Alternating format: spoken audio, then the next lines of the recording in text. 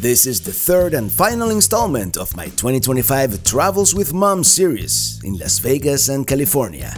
Make sure you also watch those other two videos. We started at Las Vegas through the Mojave, Southern California, and the Pacific Coast Highway.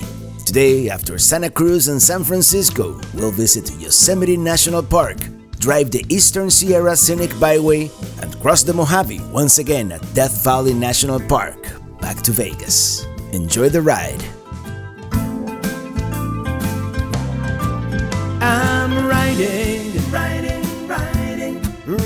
in my RV, wherever I want to be, 'cause I'm free in my RV, yeah. We're gonna begin where we left off, at a town called Moss Landing.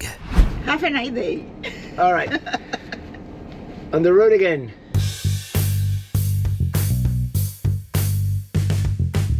Moss Landing here seems like a nice spot. We will return, probably as soon as early 2026. Our first stop is going to be in Santa Cruz, which is a lovely town, and then San Francisco. Mom would be upset if we didn't, at the very least, cross the Golden Gate Bridge. We've had a late start, so today we won't be able to do all that much more. Like the one we saw in Santa Barbara a couple of days ago, Santa Cruz also has a pier called the Municipal Wharf. Although this one I'm not gonna try and drive with Pelicruiser. Instead, we're gonna try and park along Cliff Drive. If memory serves, there were great views of the bay and the wharf, the boardwalk.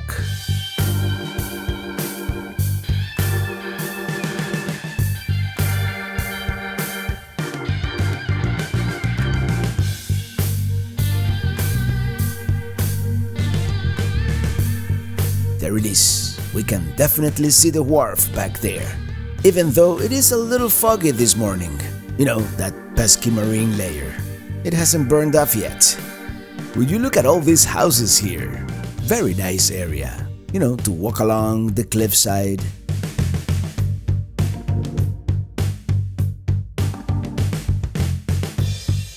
Parking may not be as easy as I thought. I should try and find a place where we can back in, because, you know, we have a pretty big overhang.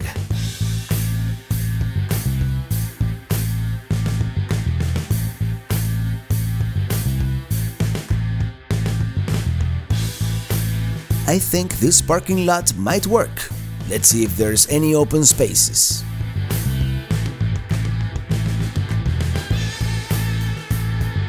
It's gonna be tight, but I have a great turning radius and an old but decent rear view camera.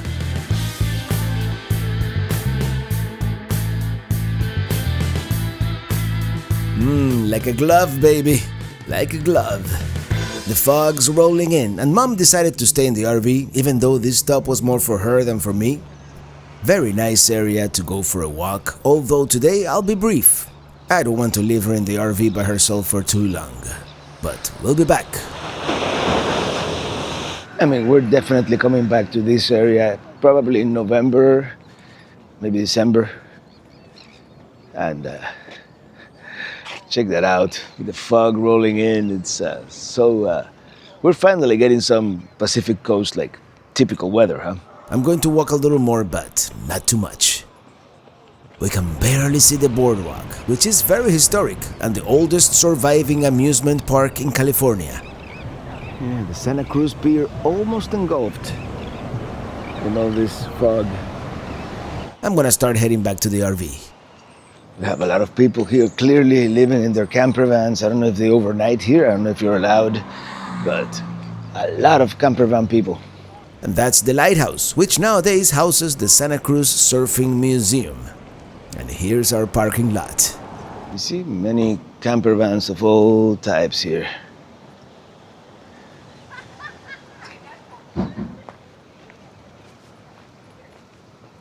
And there's Pelicruiser. That's what I call parking skills.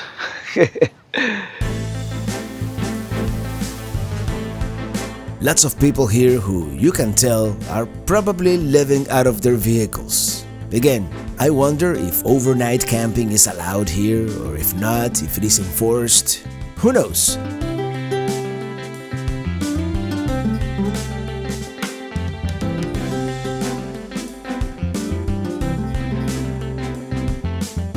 There it is, the wharf and the boardwalk behind it.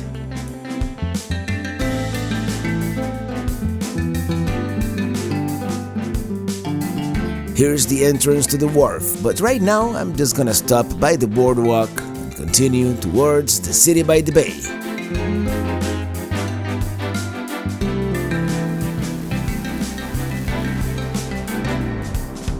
Very cool to see the boardwalk.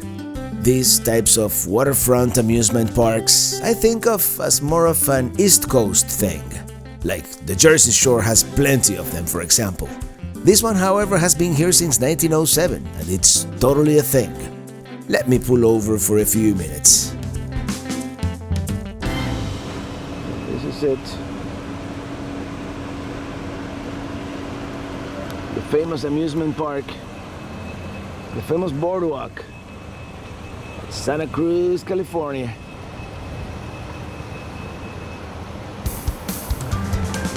Alright, onward we go.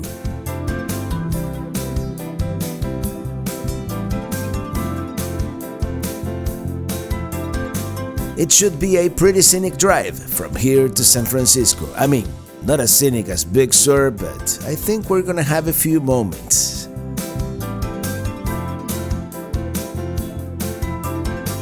Yeah, the coast is dotted with all these secluded beaches.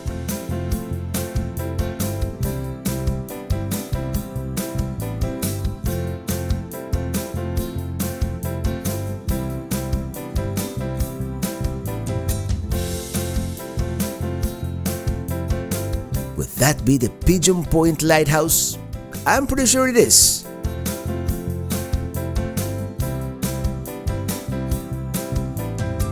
Pretty scenic drive so far. Not bad at all.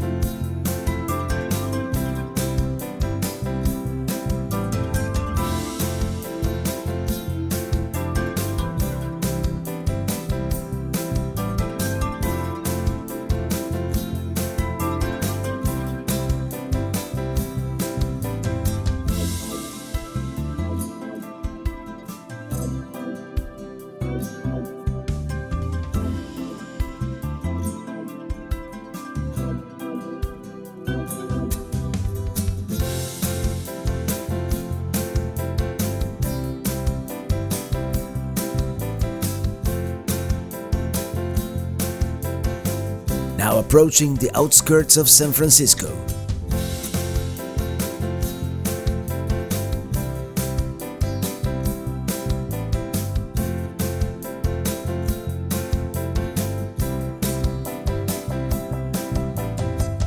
And here's our welcome to San Francisco traffic jam.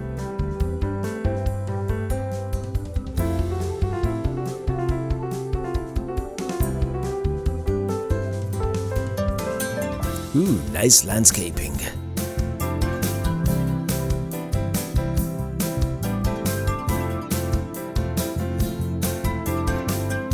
There, we can already see the towers of the Golden Gate Bridge. They're huge. I mean, we're still pretty far away and we can already see them. Now crossing Golden Gate Park. We'll be at the bridge soon.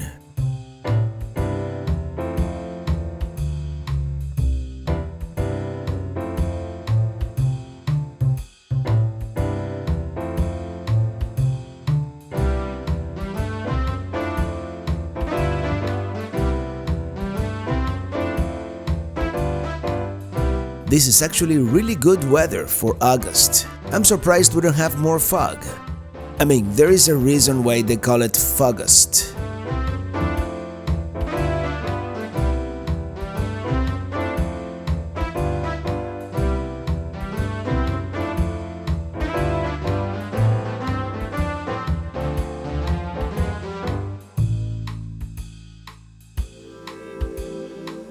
Let's stop at the North Vista Point. and see if we can find parking with Pelicruiser.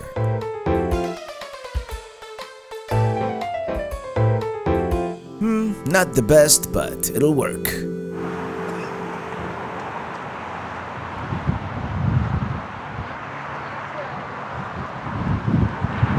There it is, that iconic view of the Golden Gate Bridge from this unique vantage point.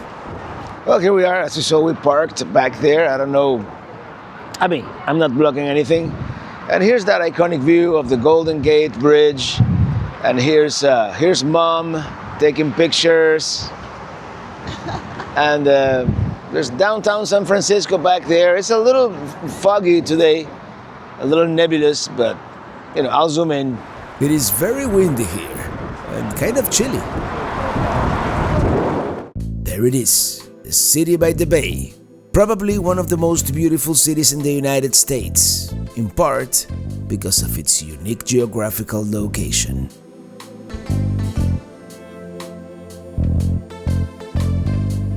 A busy place. Everybody here trying to take a picture, iconic picture. The Golden Gate, downtown. That over there, Alcatraz Island.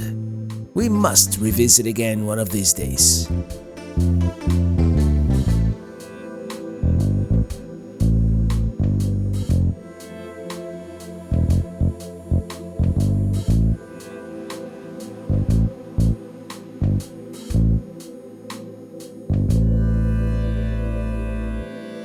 How about some street food?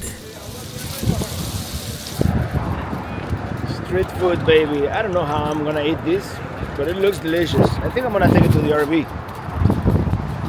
Well, that's it. Everybody trying to get that perfect shot with the Golden Gate Bridge and you know, the downtown skyline back there. And yeah, I had one of those hot dogs. I mean, it was good, not great. And then we finished eating in the RV. You know, Mom, we reheated some picadillo and whatnot. But it was good. It was a good hot dog, and these folks, they kind of rotate. You know, she's here now, and then she'll be like over there in a few minutes. It's weird. All right, off we go. I'm gonna try to hit one more vista point, and then we're going to Manteca, California, which is Spanish for lard.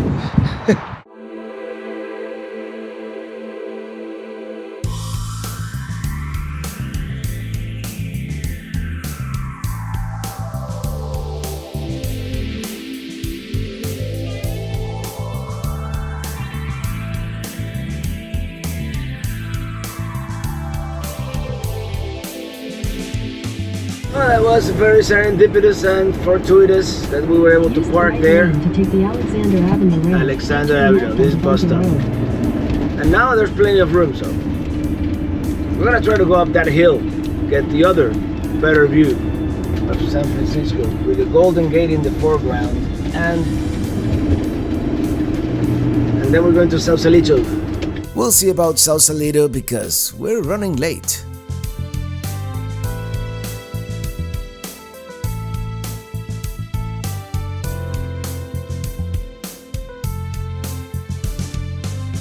The really good view is here to the right, but it says no RVs. Even though we hardly qualify as an RV, I'm not gonna risk it.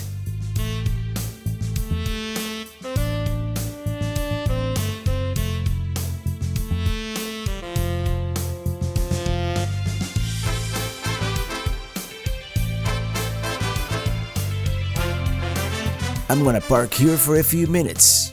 I mean, there is plenty of room for our 25-foot Class C. This is not the best view because you can't really see the whole downtown.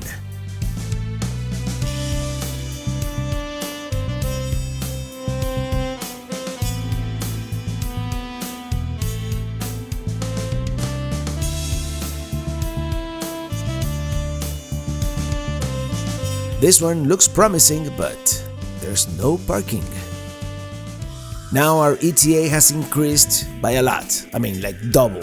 And Google actually wants me to go through the middle of the city. Going into the San Francisco hills with an RV is not my idea of fun, but it'll have to be done. Also, there is a toll on the Golden Gate Bridge going into the city, and I don't have a transponder, but I guess they'll just take a picture of my license plate and bill me later. It is certainly going to be an adventure. I mean, San Francisco is not for the faint of heart, even with a passenger vehicle, so hold on to your hats, because we're going in with Peli Cruiser. The die is cast.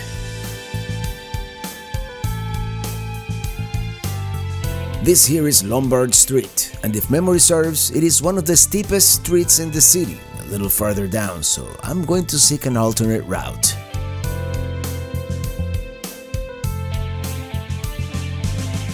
We had to make an executive decision to skip Sausalito. I'm sure Mom was disappointed, she was looking forward to it, but we're seriously running like 4 hours behind schedule. As it is, we're probably going to arrive at our destination in the dark. By the way, this one is pretty steep too. A lot more than it looks on camera, but it is not Lombard steep for sure. It's totally doable.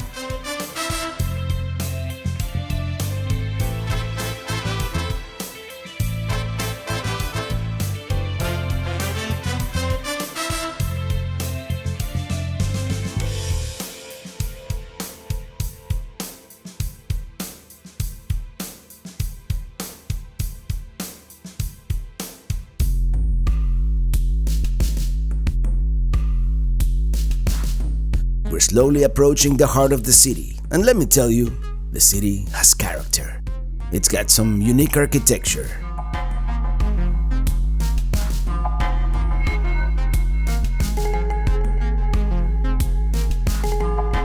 All of a sudden, it looks like we are in Chinatown. And not just any Chinatown.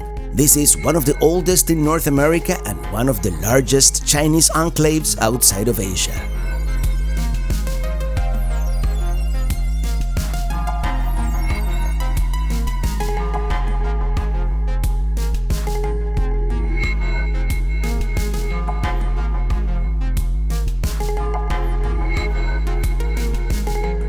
As we turn here on Columbus Avenue, this has to be hands down one of the most iconic views of the city, with the Transamerica Pyramid at the center of it all.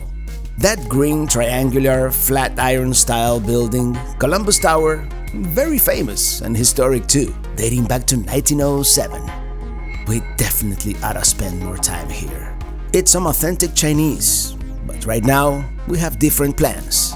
And we are bound to encounter horrible traffic getting out of the city. So I hope you don't mind the quick time-lapse of our San Francisco exit here towards the legendary Bay Bridge.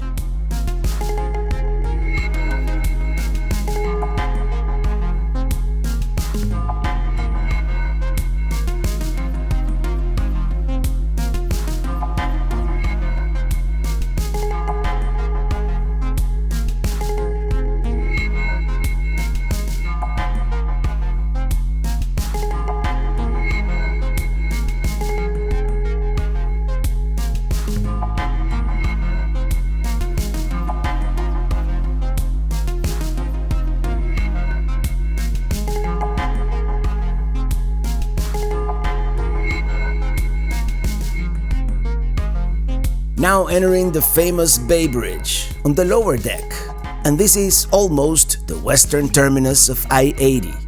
It actually begins 2 miles back at the junction with the 101, and it goes all the way to New Jersey, where it terminates at I-95 just west of the Hudson River. It is the second longest interstate after I-90. Maybe one day we'll take it all the way through.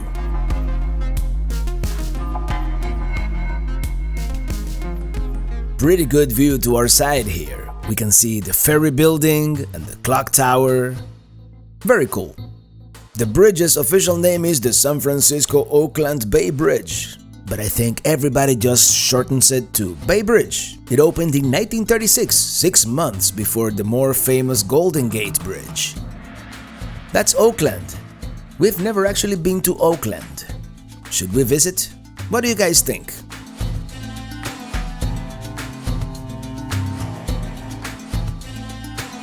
Now, getting out of the Bay Area, this was the longest slow-moving traffic jam I have ever experienced. And I've been to New York, Seattle, Atlanta, Houston, and I'm from Miami for crying out loud. But this one was endless miles of bumper-to-bumper traffic, and it took several hours. It is otherwise a beautiful, barren, golden landscape. Very California. At least we have the sun behind us. An eternity later, we are arriving at a town called Manteca, California, where longtime viewer and friend Alan is waiting for us. When I realized we were going to be driving through Manteca a couple of days ago, I reached out, so we're going to stop for a quick visit. So we are here with our friend Alan Chitwood. Is that how you pronounce it? Yeah, that's it. In the city of Lard. It's actually Manteca, California, but as you know, Manteca, it means lard in Spanish. So, hey, come in the sun so people can see you, man. It's great to meet you finally in person. Thank you, Alan, for the beer, the wine, and the cane you gave my mom. Till we meet again, hopefully soon. Next stop, Yosemite Pines RV Resort and Family Lodging. One of those places with an unnecessarily long name, but it has pretty good reviews. That's where we're going to spend the night, which I'm pretty sure we're gonna arrive at night, tonight. And that was unnecessarily too many nights. But there are more coming, because I was originally gonna spend only one night, but I think I'm gonna extend it to two since we're arriving so late. Oakdale here seems like a nice town, and very soon we're going to get our first glimpse at the foothills of the Sierra Nevada, home to the tallest mountain in the contiguous United States. We're gonna see it here in a couple of days. There, we're getting close.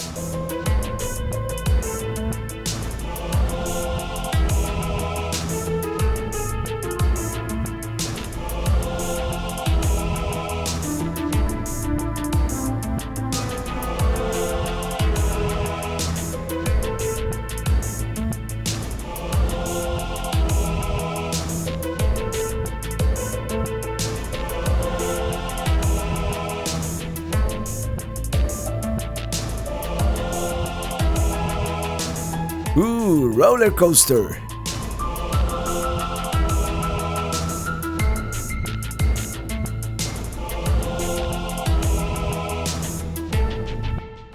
And the sun has set. Many times, actually most of the time, the best colors happen right after sunset.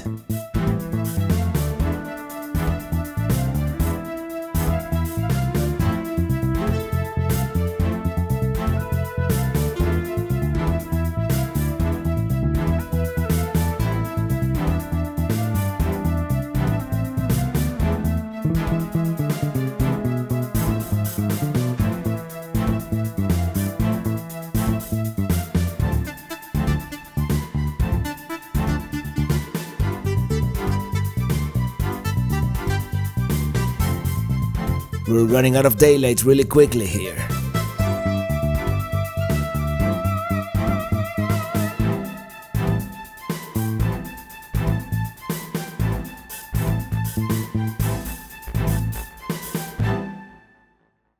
Well, good morning. Decided to spend one extra night here. You know, it's been go go go go without rest, and I'm kind of tired. So today we're gonna explore, you know, quick exploration, probably 1 or 2 hours of the giant sequoias. Then we have a live stream, and tomorrow we're going to Yosemite. Although I think to go to the giant sequoias we have to go through Yosemite first. More research should have gone into this. The thing about being on Pacific time, the Friday live stream happens at 3 p.m. So it kind of cuts your day in half, but at this point in the trip, I'm ready for a 0 day anyway, or almost zero, as you know I can't help myself. This, by the way, is Groveland, the closest town to our RV park. It's pretty nice. It's got groceries, hotels, restaurants, and most importantly, a gas station.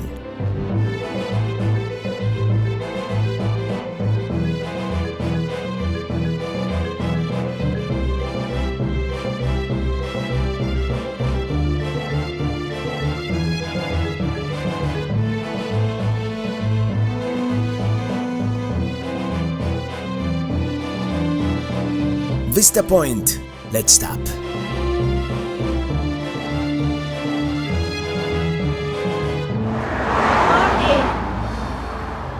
Well, here we are. Check out this view. I mean, the camera will not do it justice, but it's still a good view. And here's Mom enjoying the view. Well, here we are, stopped at our first Vista Point of this journey today. And we've got... People tell me to say it, people tell me not to say it, but I'm gonna say it anyway. We got commanding views here with Mom. Hi. All this, by the way, part of the Stanislaus National Forest. This is called the Rim of the World.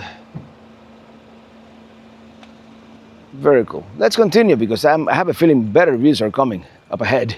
It looks like a dry creek down there.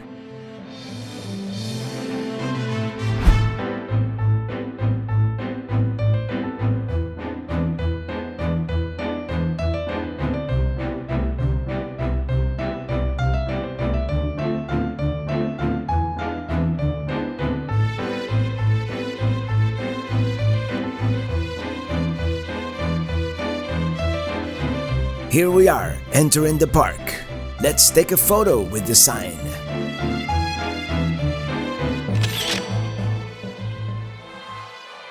My interagency annual pass, also known as America the Beautiful, is expired, so I'm going to get a new one. Morning. Hi! I'd like to purchase the interagency annual pass. Yours will be $80. There you go. Would you like a map today? Yes, please. And just one quick question, I don't want to hold up the line. What would you say is the best spot to see giant sequoias? Would that be Mariposa or? Yeah, the Mariposa Grove, yeah. It has the right soil, temperature, all of that. Or can I have you print and sign your name on the back? You want a map today? Yes.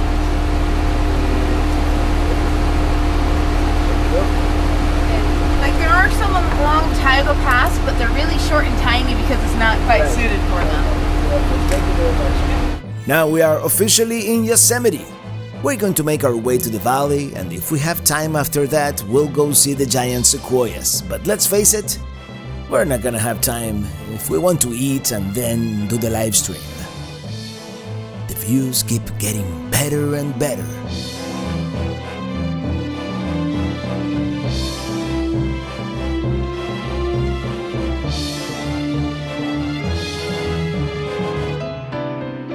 Check it out! Half Dome! We gotta stop for a few minutes.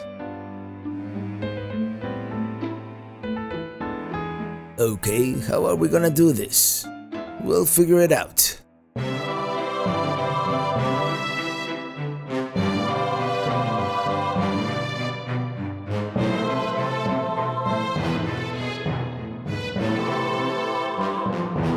Here's our first view of the valley and two of its most prominent features. On the left, El Capitan, and next to it, the unmistakable Half Dome.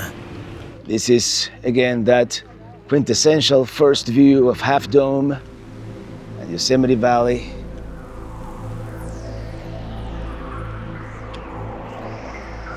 We have the faces of Half Dome.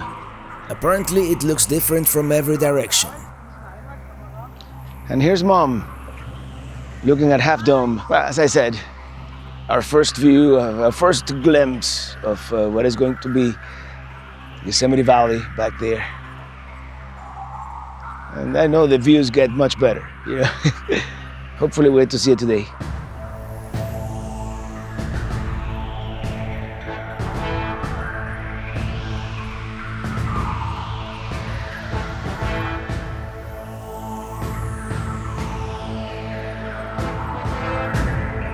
Everywhere you look, it is an amazing mountainous landscape. Let's stop again. I mean, it's not Half Dome, but still a pretty spectacular view.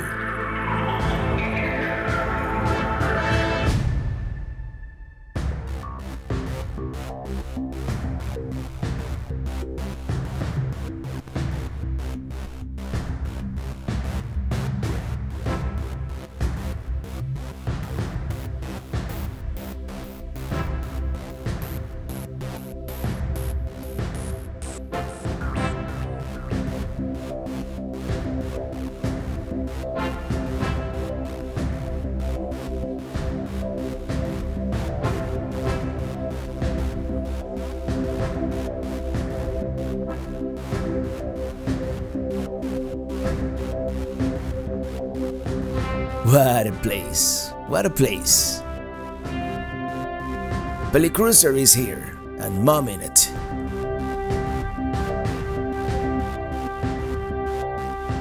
Now entering Yosemite Valley, and we're going to go to one specific viewpoint where Mom won't have to walk much, and it is the quintessential view.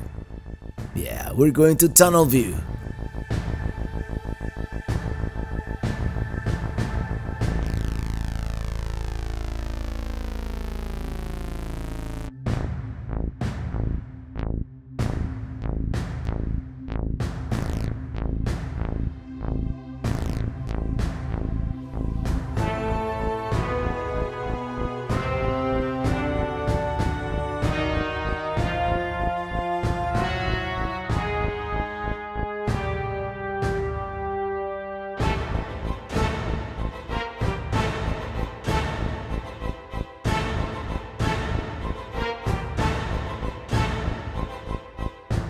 This is it. Let's find parking.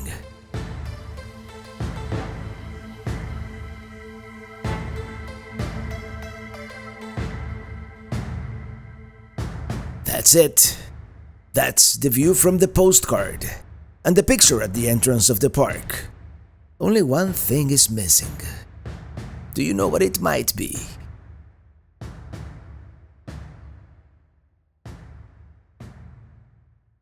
Here we are, here's Mom, here's the RV, and we got very lucky to be able to find parking here right in front of the tunnel view.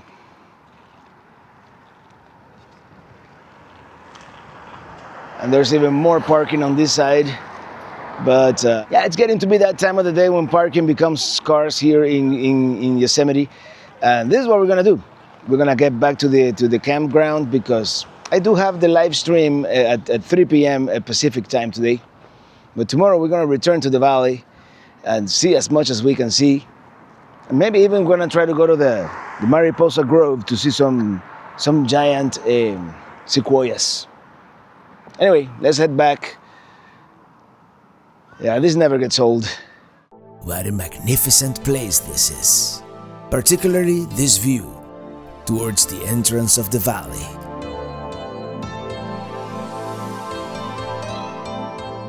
The one thing I mentioned that was missing is, well, the waterfalls. Bridal Veil here is nothing but a trickle, and I've heard Yosemite Falls is completely dry. That's what happens in late summer, I suppose. Bad timing.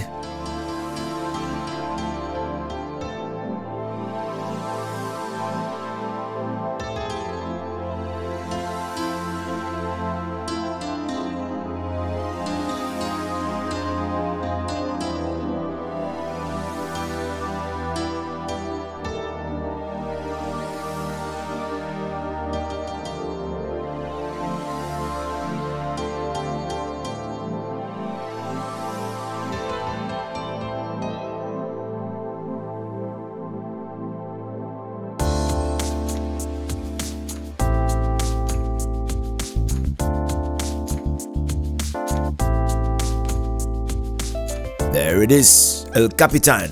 I wonder if anybody is climbing it today.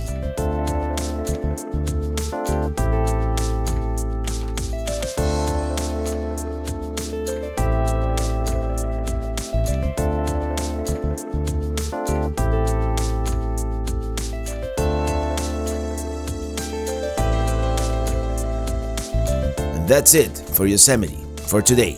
We'll be back tomorrow for more spectacular views.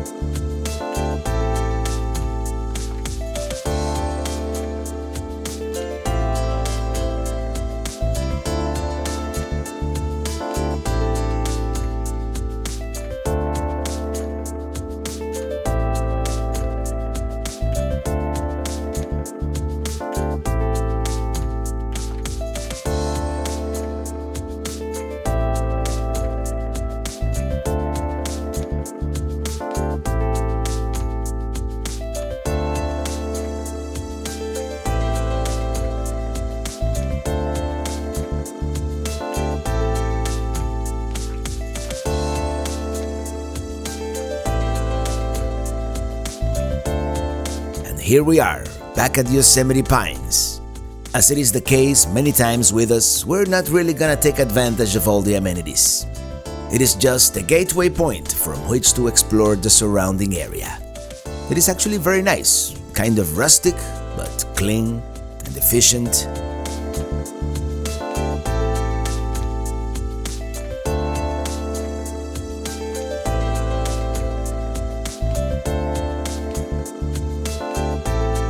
I only got a water and electric site since originally I was only gonna stay one night, but they do have some full hookups as well.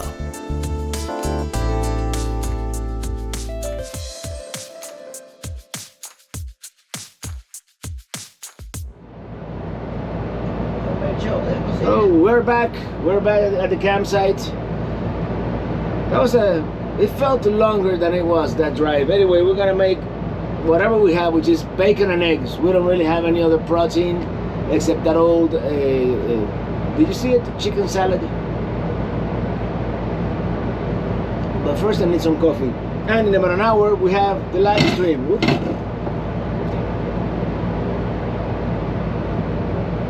Well, yeah, it is time for another RV cooking show especial.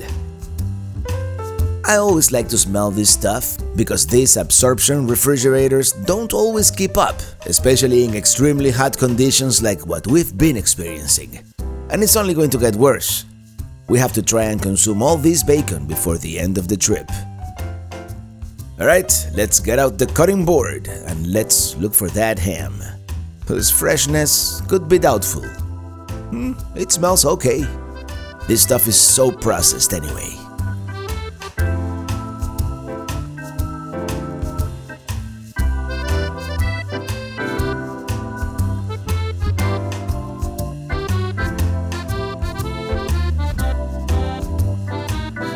Cracking some eggs, and I'm sorry they're a little bit off frame. And I'm going to open the roof vent for ventilation.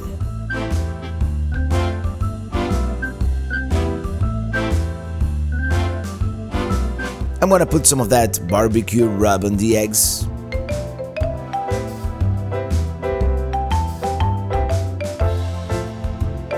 The bacon should be almost done.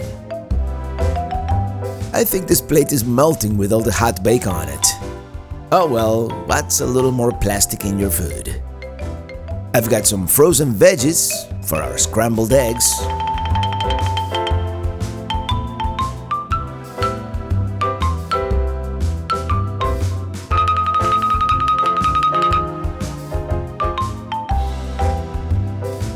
I'm gonna cook that ham a little bit, just in case, any bacteria and whatnot. As I mentioned, that fridge hasn't really been keeping up. These absorption style fridges are not made for the extreme hot weather.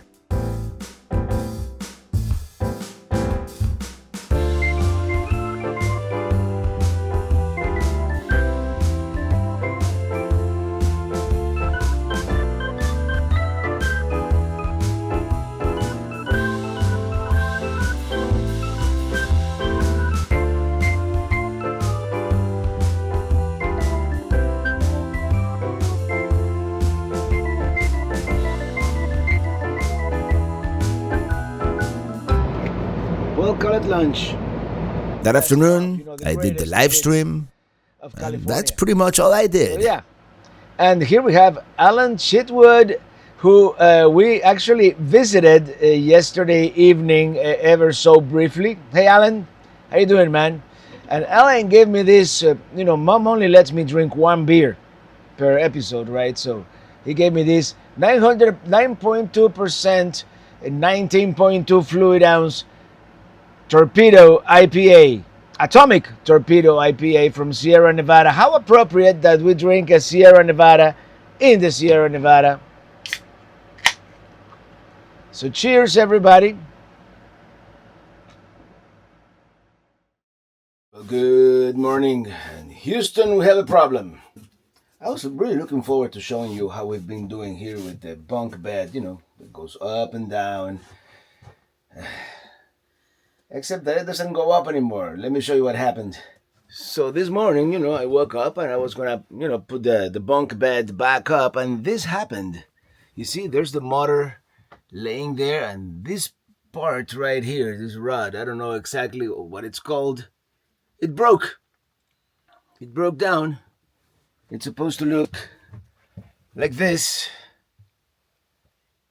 Well, on that side the motor is on the bottom, but same concept. I don't know if I can fix this. I think for now I'm just gonna try to prop it up manually and hold it with that telescopic ladder that I have somehow. And eventually, when we get to Vegas, remove it all together. That's it. This is unless someone knows how to fix this, which you guys are not gonna see this right now, but in the future, I don't see a way to fix this. And anyway, I'll let you know what we figure out. Well, as the late Jim Lovell would have said, Houston, we've had a problem. Yeah, as I told you, our bunk bed has busted out, and all that is holding it in place on this side is the table, really. The table for the dinette. So, we'll see how this turns out. I'll take it slow, and for now, what we're gonna do, we're modifying the plan. We're gonna spend the night at the Lone Pine, which is right there in front of, Mount Whitney. It was gonna be a one night there at the town. But we're gonna make a beeline for Stovepipe Wells in oh man, it's been a rough morning. In Death Valley. It's gonna be hot, but we'll take it slow. And instead of the RV park, I moved to the hotel. So we're gonna have a room at the hotel, and this is for now gonna be our touring coach. And we'll have to crawl back here to get to the bathroom and whatnot. Yeah, let me do something. This cushion is gonna have to go up here for now.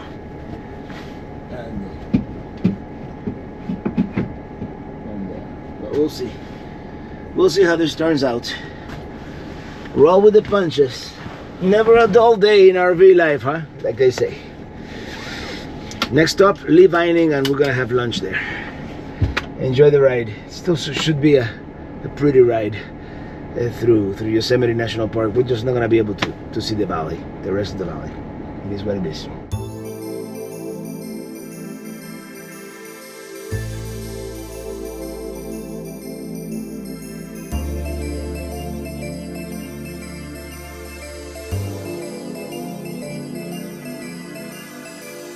First stop, the dump station, of course, because when nature calls, then that black sensor says 2/3, so might as well. We're not gonna have full hookups until Vegas, which is now gonna happen one day early, but still. Options, like they say. And yeah, I know, who was I kidding? We're gonna go into the valley. You know we are. I wanna corroborate the fact that Yosemite Falls is indeed not flowing, because let me tell you, when it is, it's truly a sight to behold. I was reading Wikipedia, and apparently it is a common occurrence for it to be dry in late summer. Who knew? I still can't believe it. In order to see Yosemite Falls, we do have to go deeper into the valley.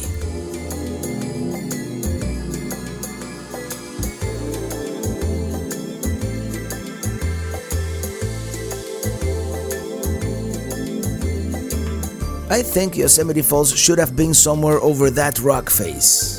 I think I see the watermarks, but I'm not sure.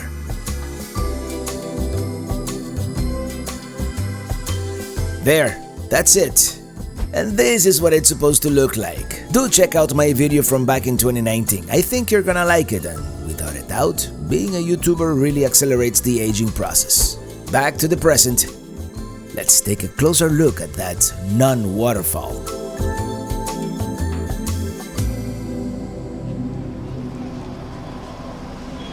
That is totally crazy. It's completely dry.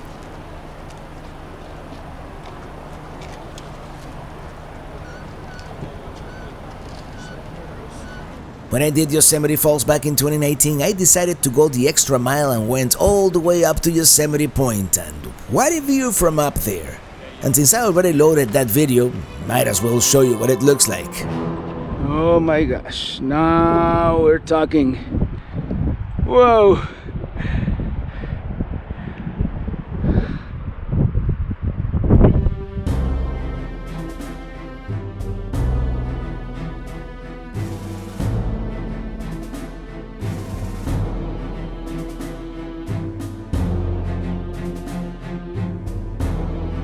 Magnificent views all around us. Look at Half Dome back there. Anyway, before I continue salivating over all this beautiful granite, at least I hope it is granite, now the plan is to continue driving east, crossing the Sierra Nevada at Tioga Pass, 9,945 feet or 3,031 meters above sea level. We'll definitely be able to test how well Pelicruiser performs at high elevation. Actually, hold that thought. Let me stop here for a second to take a picture for Mom. As I was saying, after Tioga Pass, we're gonna take the Eastern Sierra Scenic Byway, US 395, from where we'll be able to see the highest peak in the contiguous United States, Mount Whitney, at 14,505 feet. That's 4,421 in meters. And then we're going to the lowest point in North America, at Death Valley. So the rest of this day will be an adventure of extremes. Oh, and extreme heat will also be involved. But I forgot to put gas back in Groveland, and we won't see another gas station for like 80 miles, and I don't want to risk it. We're just gonna have to loop back for a little bit. I hope you enjoy the views.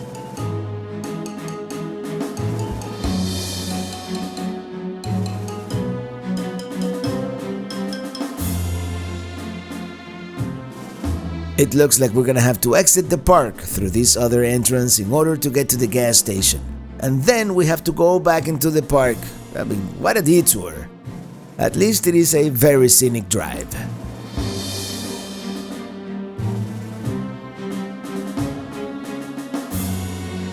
This is El Portal, another gateway town with hotels, restaurants, and most important, you guessed correctly, gas station.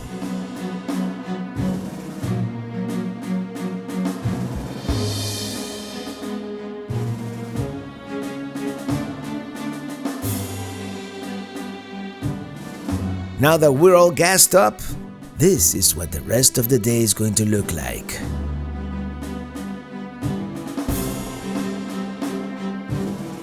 Now we have to go back into the park. At least there's no line. Oh no! You know, a clearance sign would have been nice.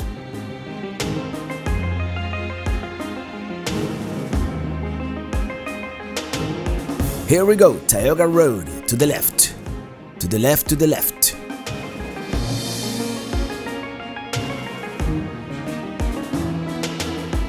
Oh, what a view! What a view! We definitely need to spend a week here, at least. And with that, we say goodbye to Half Dome. Well, kind of. To this side of Half Dome, we might actually see it one more time. Now we're gonna turn east, and it turns out there was another gas station here. We could have saved at least half an hour, but we wouldn't have seen El Portal or the views from that road. Now we're going to start gaining some serious elevation as we're about to cross the Sierra Nevada, at one of a handful of places, also called mountain passes, where you actually can. To put it in perspective, the valley was around 4,000 feet, the junction with Tioga Road a little over 6,000, and Tioga Pass, where we're going, almost 10,000. The terrain is a lot rockier at these higher elevations. Now we're starting to see some expansive views of the Sierra. This road does close during winter, and it doesn't reopen until sometimes as late as June. It almost looks like snow, and they do get snow here, lots of it. But in this case, it is just exposed granite. And now it's starting to rain. I can see why the bus is stopping here. You can see the very tip of Half Dome. I told you we weren't done with Half Dome, not yet, and here it is from the other side. And I thought I had passed the bus for good, but here it is in front of us again. It was going a little too slow for my taste. Anyway, here we have a great vista point coming up, and I don't care if it is raining. This one we have to stop. It is called Olmsted Point Overlook.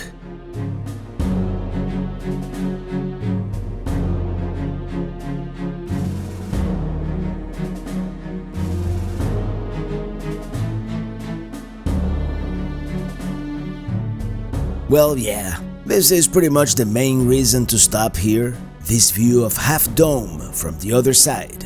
And if you squint hard enough, you can see all the people hiking it. It's not really visible with the naked eye, but with my zoom lens, you can clearly see them on the chains going up and at the summit. Yeah, this is that other point. Is it Olmsted Point? Where you get to see Half Dome from the other side. Someday I might be able to climb it, but not today. Yeah, we are nearing the highest point here, and yeah, it's an incredible sight. And in typical national park fashion, here we have a raised relief map of the valley, of what we're seeing, and there it is, Half Dome, and then Yosemite Valley goes that way. It's quite a sight to see.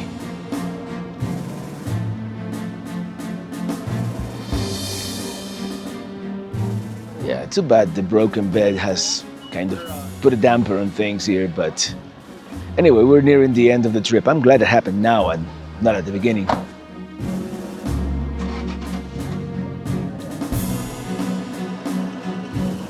We continue. These are some amazing mountains.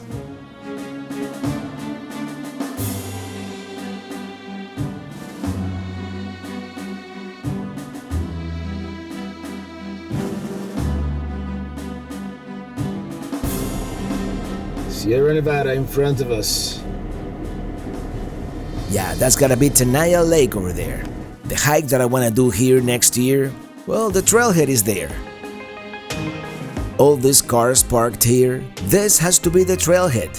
The Sunrise Lakes trailhead that goes to Clouds Rest. That's the hike that I wanna do. It is, of course, crowded. This being one of the most popular national parks, being internationally known, and also pretty close to the Bay Area, so pretty accessible, within a day's drive for a lot of people.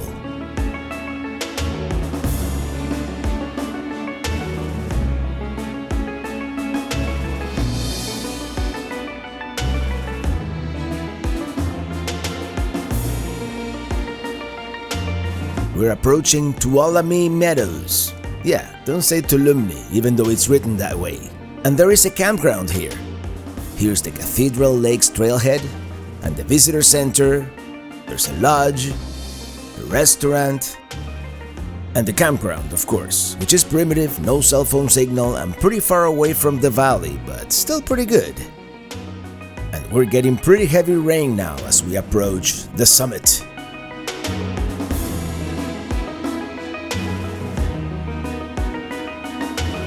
At 9,400 feet, and even in late August, you can see a little bit of snow up there on that mountain.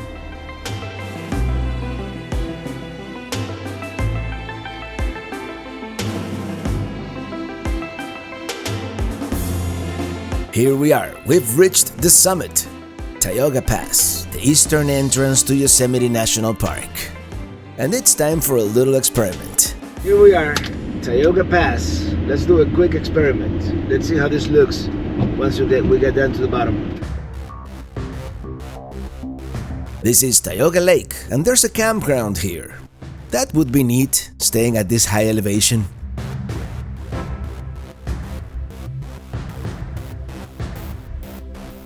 Well, all I gotta say is Pelicruiser conquered Tioga Pass. And there's another campground here. I believe these are all first come, first served, managed by the Forest Service, and there might be dispersed camping up here too, but I'm not sure.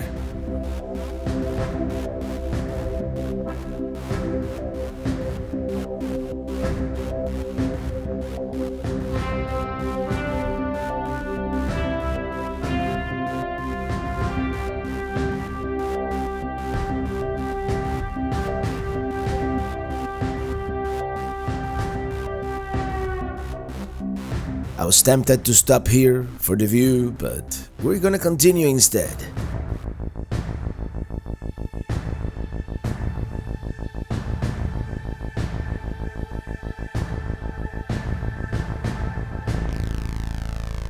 It is a pretty steep and long downhill.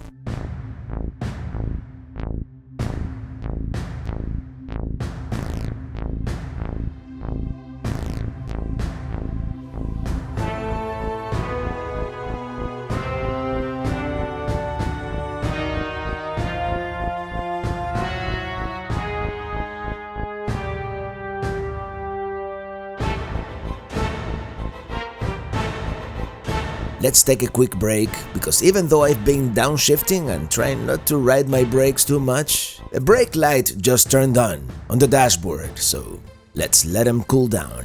Well, here we are, stopped for a few moments here on the Tioga Road because I got a warning in Peli Cruiser. By the way, we still have snow up there a little bit. What a beautiful mountain landscape. And this is what happened. I got a warning, a service brake system. So I'm assuming my brakes are probably a little hot, even though I've been downshifted, I've been coming down in second gear, so. But it's been a long day of up and down, so that's probably what it is. I'm gonna take a 5-minute break. By the way, it's cooled down significantly, it's raining, so I'm gonna go back inside.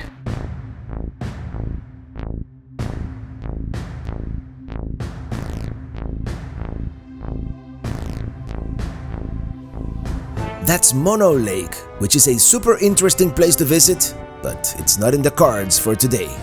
Had the bed not broken? Maybe, but now we just don't have the time.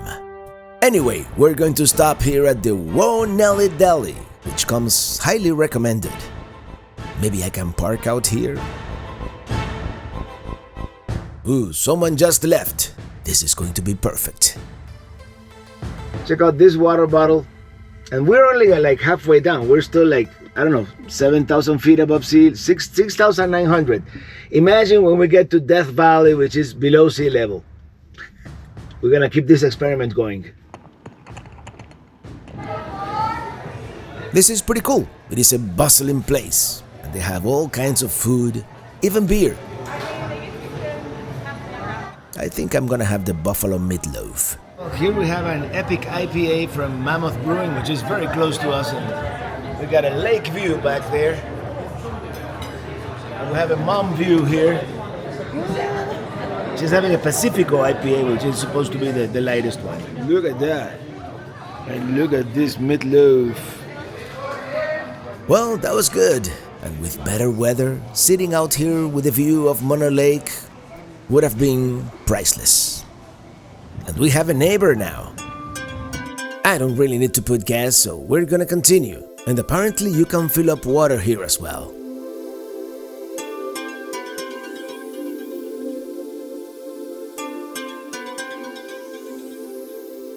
Right now, we're gonna turn right and head south on US 395 and try to outrun this rain.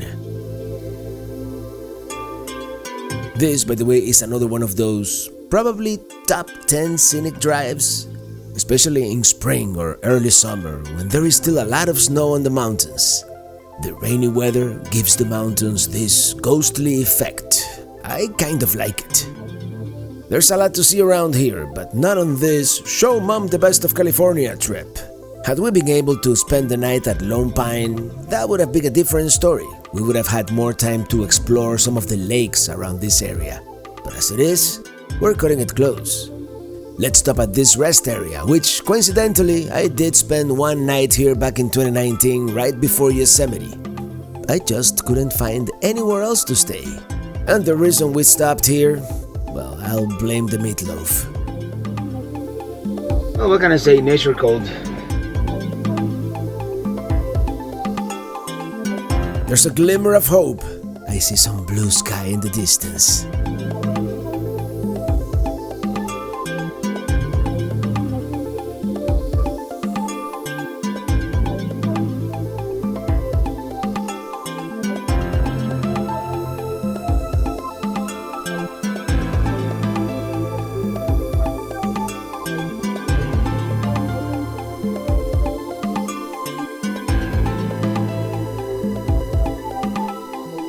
The experiment continues now at 4,500 feet. Let's see, it's starting to get even a little more crushed. That's how much less air there is up there.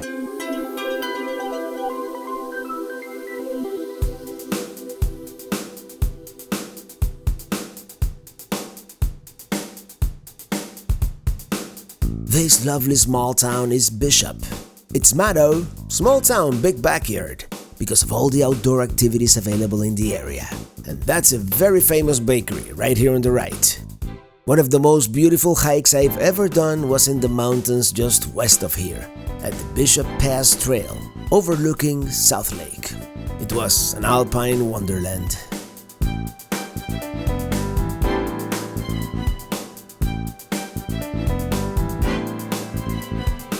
Now driving through Big Pine, not to be confused with Lone Pine, two totally different pines.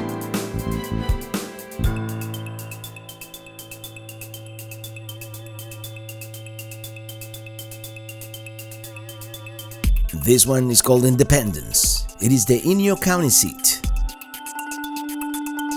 Coming up here on the right, Manzanar. This was one of several internment camps where Japanese Americans were detained during World War II. Nowadays, you can visit and learn about the history of what happened here.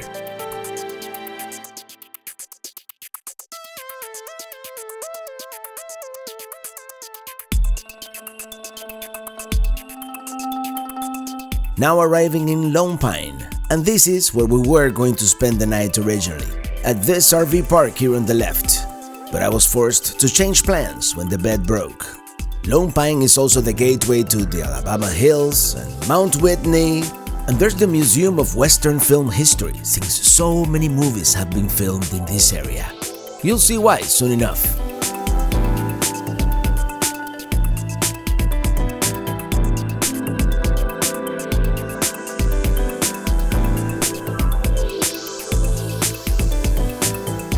Would you take a look at this place? This is called Alabama Hills, and up until recently you could just disperse camp here, pretty much anywhere, but not anymore. All good things come to an end. But still, there are a bunch of hiking trails, and you can still camp, just not anywhere. Anyway, let's park here.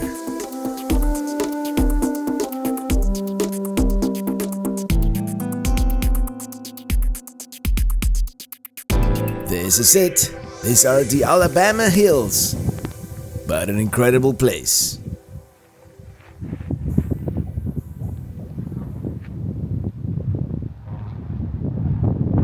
Well, here we are, one last break. We're 90 minutes from our destination, and we're just gonna take some pictures here. I decided to stop here at the, one last stop at the Alabama Hills, home to so many movies, and the view of Mount Whitney back there, which unfortunately, the lighting is not great. There it is, Mount Whitney, the tallest mountain in the contiguous United States. And apparently it's not like a crazy difficult hike, so maybe one of these days. This is odd. Apparently this is property of the city of Los Angeles. Who knew? And I remember a couple of years ago, this was kind of like free for all. You could pretty much camp anywhere, but right now they have like designated sites. So anyway, here's Peli Cruiser and Mom taking pictures, and yeah, we're just gonna take a couple of pictures with these incredible rock formations and go to Death Valley, which has some incredible rock formations on its own right.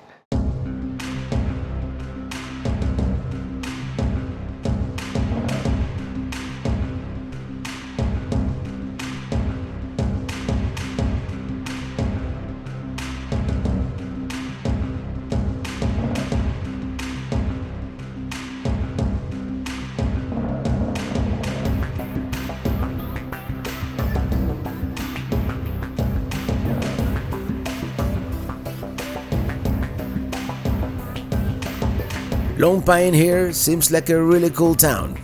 We will definitely return.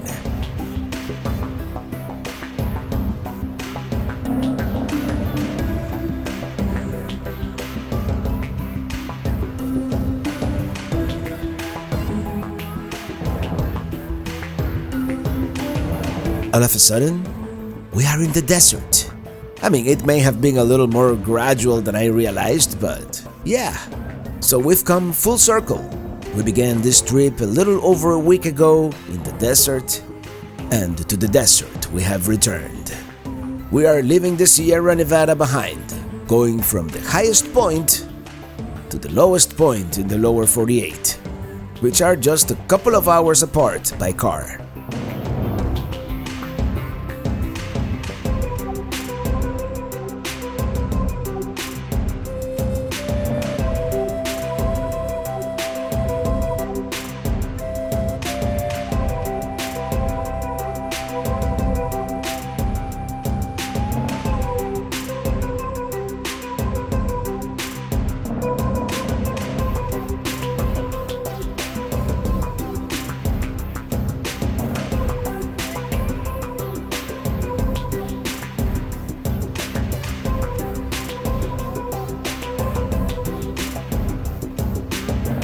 Look at that sand blowing.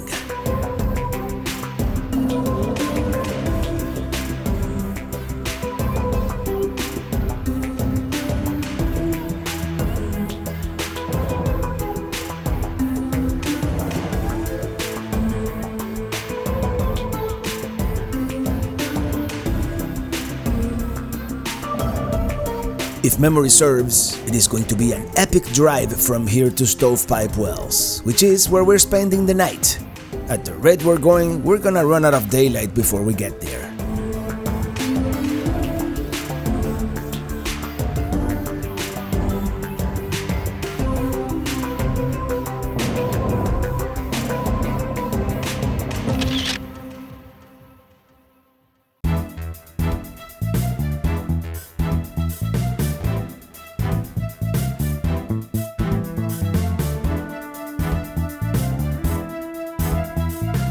Coming up here on the left is the Father Crawley Vista Point, which is a great view of Panamint Valley.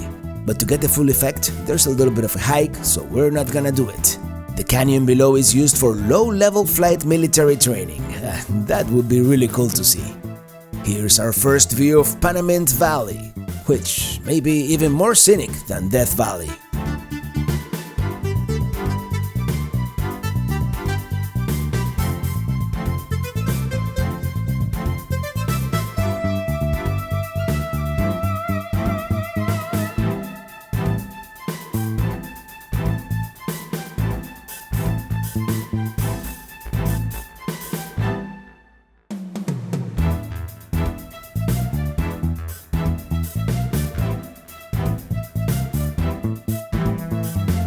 What an incredible place this is. This is Panamint Springs, our last time to refuel before we hit Stovepipe Wells, on the other side of those mountains in front of us, which is the Panamint Range. Look at that road through the valley.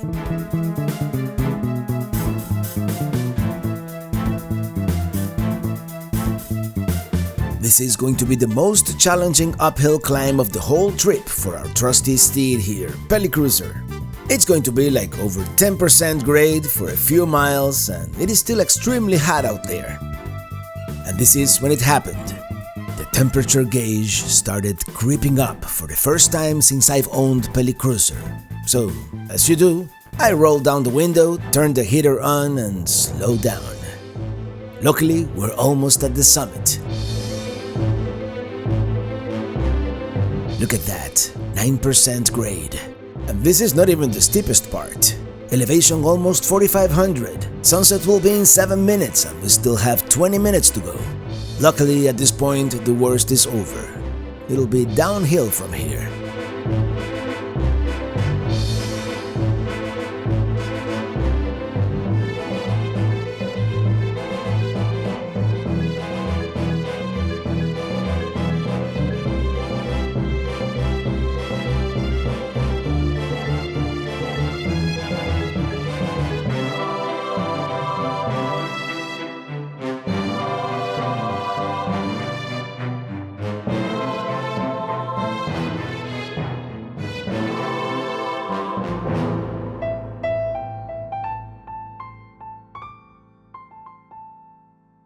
Oh, what a night. I'm trying to move the essentials into the room, and it's like like a dust storm, like a sandstorm out here. So windy, and look at the sand. It's like hitting us in the face. I don't know if you can see it. Yeah, I need to get Pelicruiser ready for the night. Oh, by the way, this is what it looks like at sea level. That's how much less air there is inside the bottle compared to 9,000 feet. All right, let me grab everything and I'll talk to you tomorrow. Well, good morning. And no, we didn't sleep in here, we slept at a room. But our fridge is at 70 degrees Fahrenheit, so we probably lost the little food we had left in there. It's probably spoiled. I want to show you the room real quick, and then we're gonna have breakfast, and then we're going to Vegas. Well, the room was basic, but adequate. Yeah, Mom's trying to tidy up here real quick before I film this, but yeah, we had two beds. I mean, it's one design flaw. That temperature LED on the air conditioner is impossible to turn it off, and it would light up the whole room at night. I mean, it was a good night overall, right? Good morning. And good morning. We're gonna have breakfast now. I had a good shower, which I'm already sweating. And then we're gonna probably just gonna do like Badwater Basin and I forget the name of the mountain. And then off to Vegas. I have not a shower because I am like a cat. She like a cat. No shower. She's gonna shower in Vegas. Yeah, this Later. I mean, we do have a bathtub, so I figured that would be a little too high for her. So, oh, I forgot something. My sponge. All right, let's have breakfast and hit the road. Yeah, this is the Stovepipe Wells Village Hotel. Well, yeah, we got the breakfast buffet. Mom is eating. All right, let's hit the road. We're actually 10 minutes ahead of schedule. Unheard of. I'm actually glad we stayed at the hotel and not the RV park because our air conditioner wouldn't have kept up.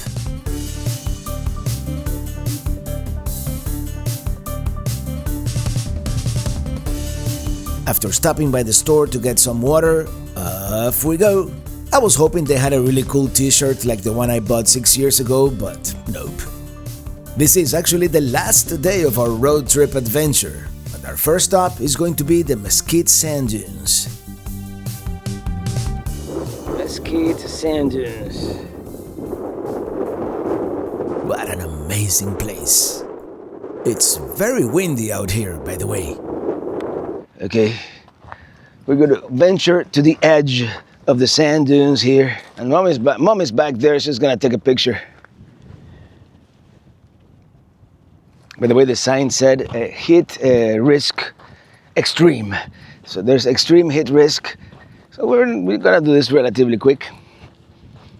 And here we go. It's that fine sand. Yeah.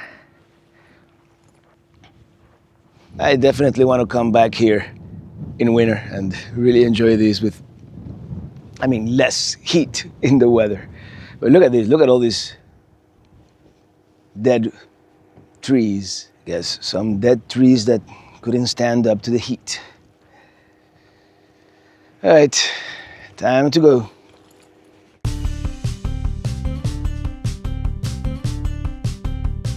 This is the thing with Death Valley, almost everything requires you do at least a short hike, something Mom can't do. So I'm thinking of doing the two things we can do here that don't require walking much. The main one is Badwater Basin. I mean, you can't really come here and not do Badwater Basin. That's like the reason you come to Death Valley, for the lowest point in North America that is not underwater, right? And the other place you don't really have to walk much is Dante's View, from where you can see almost the whole valley. And then there's the visitor center with the famous thermometer at Furnace Creek. Let's go to Badwater Basin first because, I mean, it is not the most strikingly scenic spot, but the fact that you are 282 feet below sea level. Well, I have a thing for geographical peculiarities like that. This is Furnace Creek. Here we have the visitor center, a campground, and what is probably one of the most expensive gas stations in the whole contiguous United States. And here's the oasis that is called the Inn at Death Valley. Pretty fancy. There are so many things to see and do along this road. There's a one-way loop called Artist Drive with different colored rocks. It's actually quite a sight to see. And there's the Devil's Golf Course and the trail to a natural bridge, and the list goes on. It is a vast national park with lots of things to do.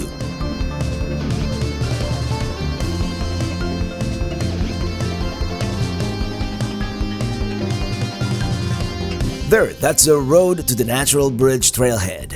The flat area on the right, that's Badwater Basin.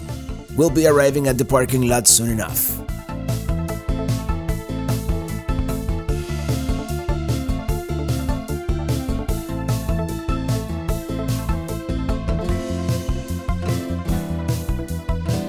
Notice that white marking on the mountain? I'll let you know what that is as soon as we park. Well, yeah, that is sea level. And if we didn't have the Sierra Nevada between us and the Pacific, there's a good chance we would be underwater. Let's take a moment to take all that in. There it is. That's the sign that corroborates where we are. As the story goes, Badwater Basin got its name when a mule belonging to an early surveyor refused to drink the water from that pond right there, because it is very salty water. Let me tell you, I wish we could walk all the way to the edge of the salt flat today, because it is super interesting. Here we go. Here we have some interpretive signs. Most importantly, this map with all the lowest points on the planet. And we're here at the Badwater Basin, and that is 282 feet, 85.5 meters below sea level. Of course, the Dead Sea is the big one in the world. 414 meters or 1360 feet. Below sea level, and I showed you that sign up there that tells you where sea level is, which is mind-boggling that we could be so low below sea level. Our time here is going to be extremely brief because it's extremely hot. It's probably 110 degrees at this point, and yeah, we gotta get out of here before the RV overheats, and you know, we gotta make it to Vegas. We may or may not go to the top of that mountain. I haven't decided yet. Maybe. Here we go. RVing with Mom.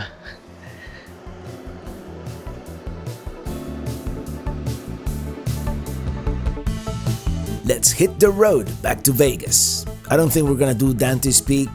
Oh wait, that's a movie. I meant to say Dante's View. Yeah, but first, let's stop at that expensive gas station and see the famous thermometer.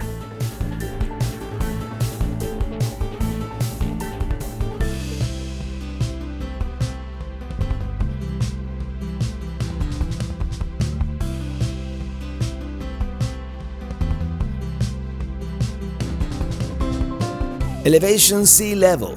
Yeah, here we go. Here on the left, the Ranch at Death Valley, which is another hotel. And on the right, Sunset Campground, which is completely empty because it is closed in summer. I mean, who in their right mind would like to dry camp at 110 degrees Fahrenheit? That is like 43 Celsius. Here we are at the gas station. $5.74 for regular. That's like $1 more than the state average. Let's stop by the visitor center next door.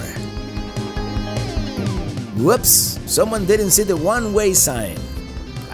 Don't worry, happens to me all the time.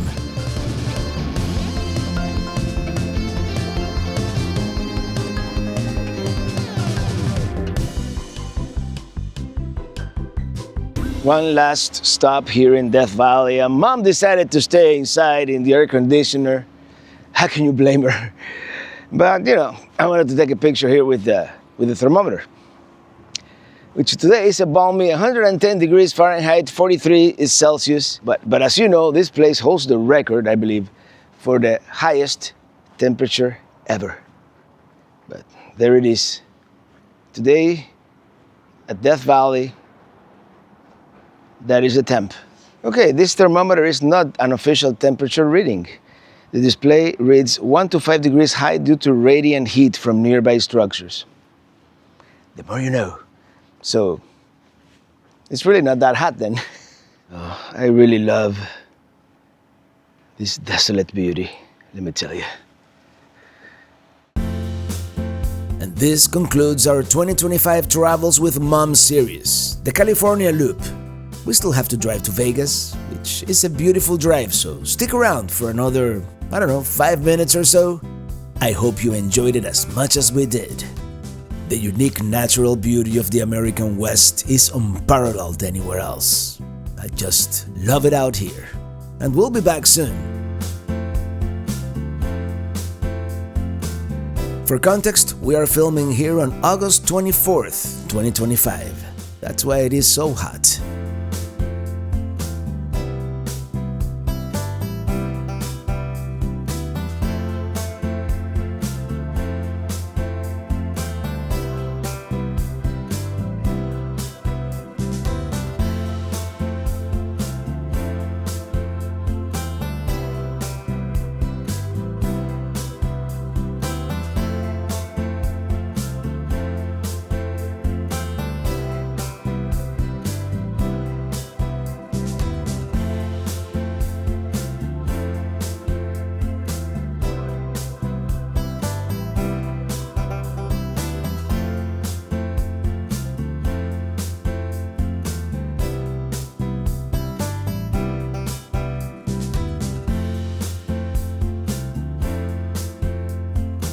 After this canyon here, we should be arriving in Las Vegas.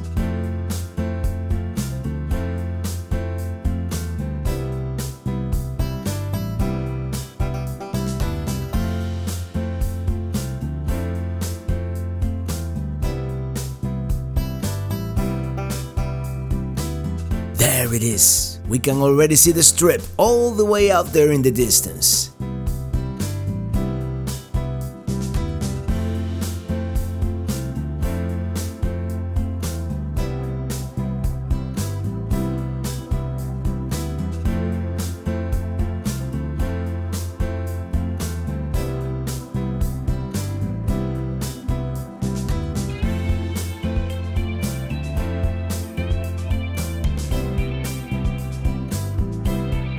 Here's an old familiar place, Sam's Town. And this time I made a reservation at both the RV park and the hotel because tomorrow the RV is going back into storage.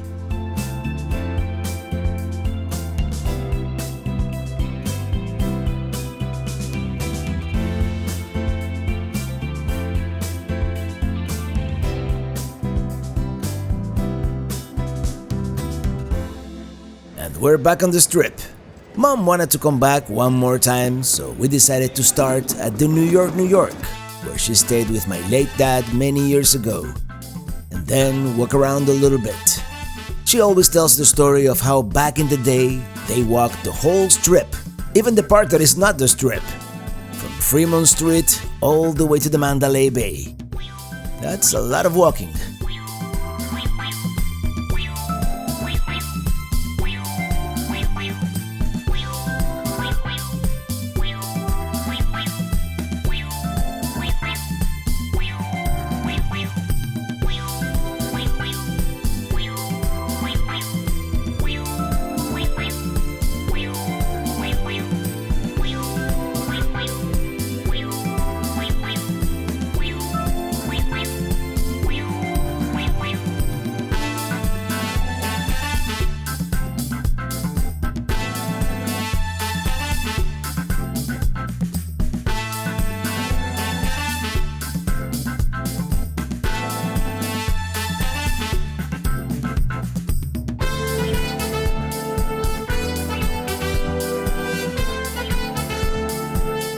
This is where she ran out of gas, so we took a taxi back to Sam's Town.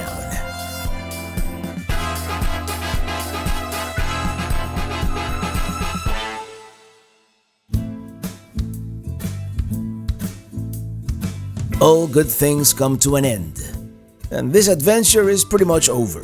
we're flying back to Miami. What a view! What a view of the Strip as we take off from Las Vegas Airport.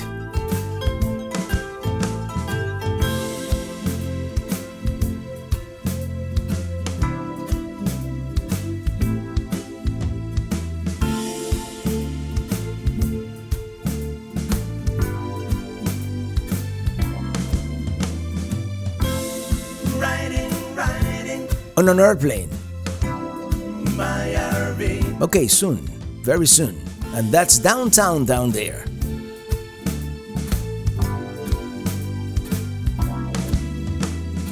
Now flying over the Grand Canyon.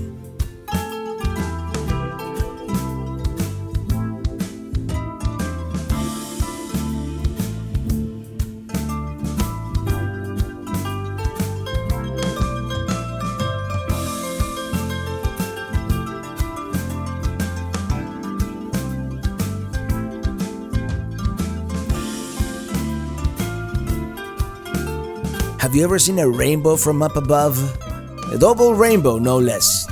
First time for me.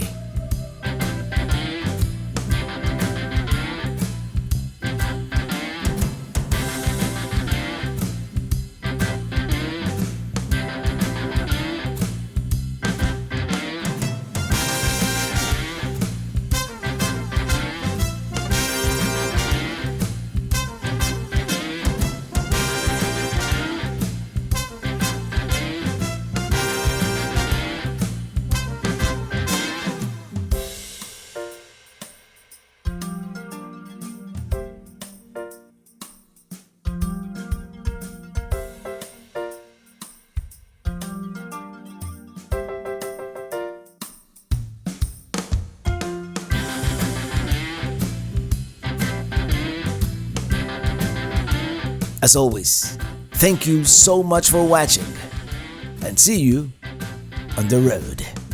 On the runway this time.